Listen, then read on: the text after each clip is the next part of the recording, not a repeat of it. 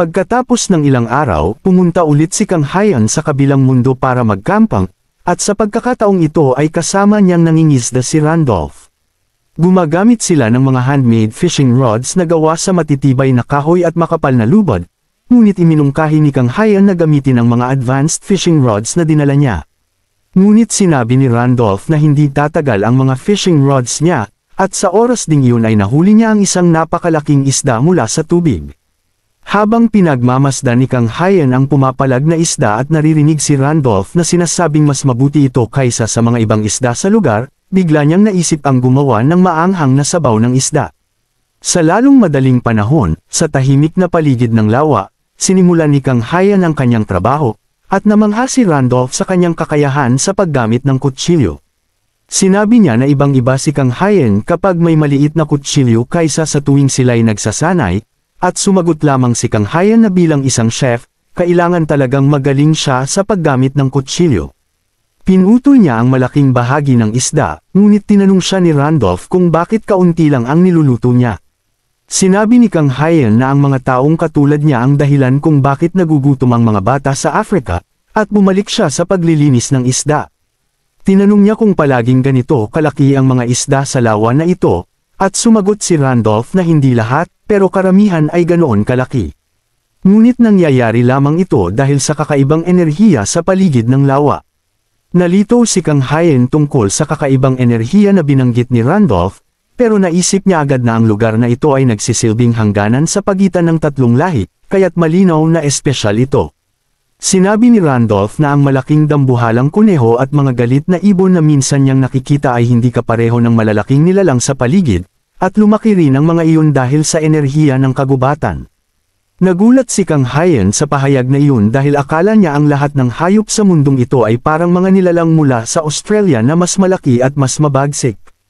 Sinabi ulit ni Randolph na wala siyang makikitang ganoong kalalaking kuneho na matipuno sa ibang bahagi ng lugar na ito, pero biglang nagtaka siya kung may pagkakaiba sa bansa ni Kang Hayan. Tinanong niya kung mayroon ding malaking macho na mga kuneho sa bansa nila, at sinagot siya ni Kang Hayan na puro maliliit at cute na mga kuneho lang ang meron sila. Sinabi ni Randolph na ganoon din naman ang mga normal na kuneho sa mundong ito, at nagtataka si Kang Hayan sa kanyang sinabi. Sinabi ng Knight kay Kang Hayan na nagugutom na siya, kaya tutulungan siya nitong maghanda ng pagkain ng mas mabilis sa pamamagitan ng pagkuha ng panggatong habang inihahanda niya ang ibang mga bagay. Ilang minuto ang nakalipas, kinuha ni Kang Hayan ang malaking kaldero na dala niya dahil alam niyang kakailanganin niya ito, at tama nga siya. Lumapit si Randolph sa kanya at tinanong kung dapat na bang itapon ang mga buto ng isda, pero sinabi ni Kang Hayan na gagamitin nila ang mga buto sa kanilang maanghang na sabaw ng isda. Hindi naintindihan ni Randolph kung paano magagamit ang mga buton, ngunit ipinakita ni Kang Hayan kung paano ito gawin. Nilagay niya ang labanos, tuyong hipon, at mga buto ng isda sa tubig. Pinakulo niya ito at tinanggal ang mga dumi na lumalabas sa ibabaw bilang bula mula sa oras-oras.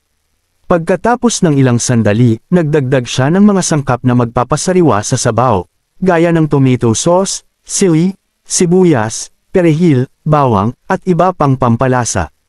Pinakulo niya ang sabaw ng walang takip upang mawala ang lansa ng isda, at tapos na ang maanghang na sabaw.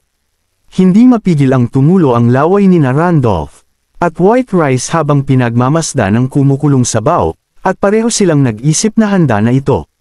Malapit na sana nilang tikman, ngunit pinigilan sila ni Kang Hayan at sinabihang may mahalagang bagay silang nakakalimutan. Sinabi niya na mga buto lamang ang nilagay nila sa sabaw, at wala pa ang laman ng isda. Talagang hinihintay niya ang sandaling ito upang magpasikat at sinabi kay Randolph na mag-umpisa sila sa sashimi muna.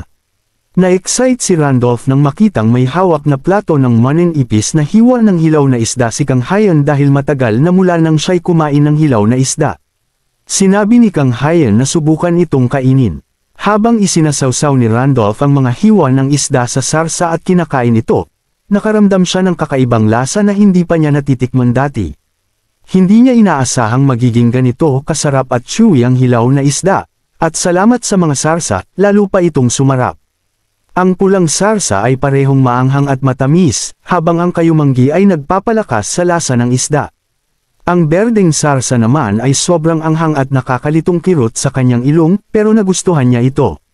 Sa di kalayuan, masayang pinipisil ni White Rice ang kayumangging sarsa mula sa bote patungo sa isang mangkok. Samantala, patuloy na kinakain ni Kang Hayan ang mga hiwa ng isda.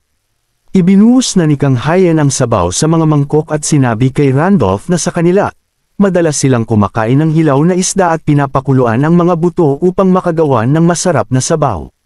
Inabot niya ang mangkok kay Randolph at sinabing magugustuhan niya ito. Pagkakain ng unang higop ng sabaw, napaluhod si Randolph at sinimulang hampasin ang lupa. Natakot si Kang Hayan, iniisip kung hindi ba naging masarap ang sabaw, pero sinabi ni Randolph na kailangan lang niya ng alak upang samahan ito. Naiintindihan ni Kang Hayan ang ibig niyang sabihin kaya't nagbuhos siya ng inumin para sa kanilang dalawa. Nag-toast sila at saka ininom ang sabaw kasama ng masarap na maanghang na sabaw ng isda. Ipinagmamalaki ni Randolph na siya ang nakaisip na sabayan ng alak ang maanghang na sabaw.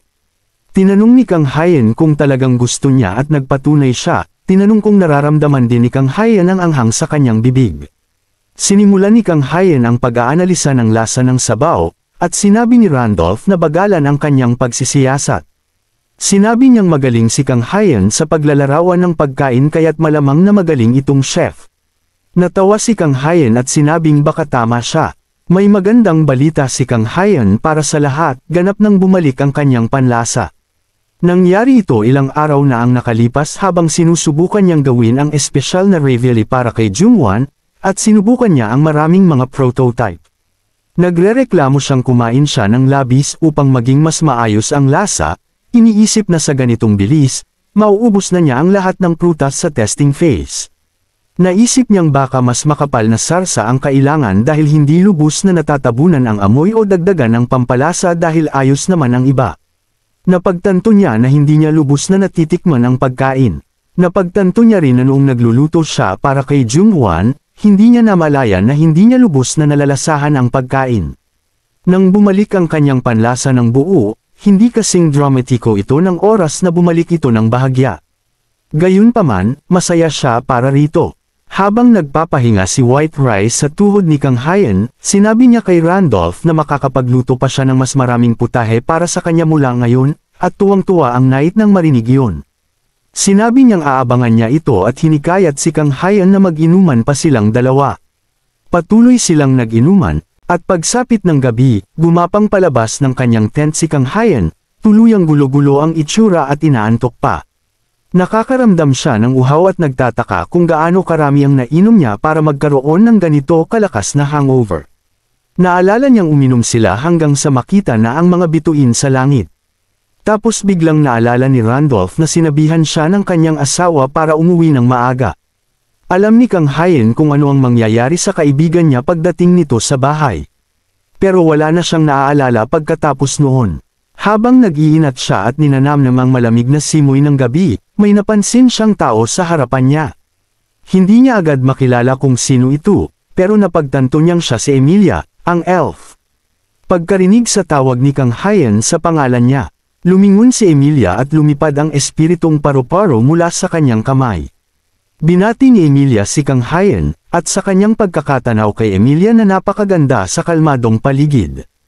Naisip ni Kang Hayan na parang eksena ito sa isang high-budget na pelikula. Sinabi ni Kang Hayan kay Emilia na gusto niya siyang makita dahil ang kanyang payo ay labis na nakatulong. At umayos ang maraming bagay sa kanyang buhay. Nagpasalamat siya, at sinabi ni Emilia na natutuwa siyang nakatulong ang kanyang mga payo kay Kang Hayan. Sinabi ni Kang Hayan na maaari niya siyang ilibre ng masarap na mga pagkain ngayon na nandito siya. Ngunit habang tumatayo siya para maghanda ng makakain, bigla siyang natamba sa lupa. Sinabi ni Emilia na ayaw niyang subukan ang pagkain na ginawa ng isang hindi man lang makatayo ng maayos. Ngunit may nais siyang hilingin. Tiningnan siya ni Kang Hayan nang may pagkalito, at biglang tinawag ng elf girl ang kanyang elemental spirit bird na si Sona. Pumwesto ang ibon sa kanyang braso, at tinanong niya si Kang Hayan kung nakikita niya ito. Kitang-kita ni Kang Hayan ang ibon at tinanong si Emilia kung ano ang nais niyang sabihin. Ipinaliwanag ni Emilia na ang mga normal na tao ay hindi nakikita ang mga espiritu ng elemento. Dahil wala silang kaugnayan sa mga espiritu gaya ng mga elf. Ngunit nakikita ni Kang Hayan si Sona kahit siya ay tao. Tinawag siya ni Emilia na kakaibang tao dahil basta-basta na lang siyang lumitaw sa kagubatan isang araw. Iniisip niyang maaaring may mas malaking dahilan sa likod nito. Kahit hindi siya sigurado kung ano iyon. Nakatingin lang si Kang Hayan sa kanya, tulala, at biglang sinabi ni Emilia ang nais niyang hilingin. Tinanong niya kung nais ba ni Kang Hayan na makipagkontrata sa isang espiritu. Iyan na ang lahat para sa video na ito. Ito na rin ang pinaka-latest chapter ng manhwa na ito. Mag-komento kung nais niyong ipagpatuloy ang manhwa linggo-linggo o paraminin muna natin ang mga chapter bago i-upload ito. At huwag kalimutang mag-subscribe sa aming channel.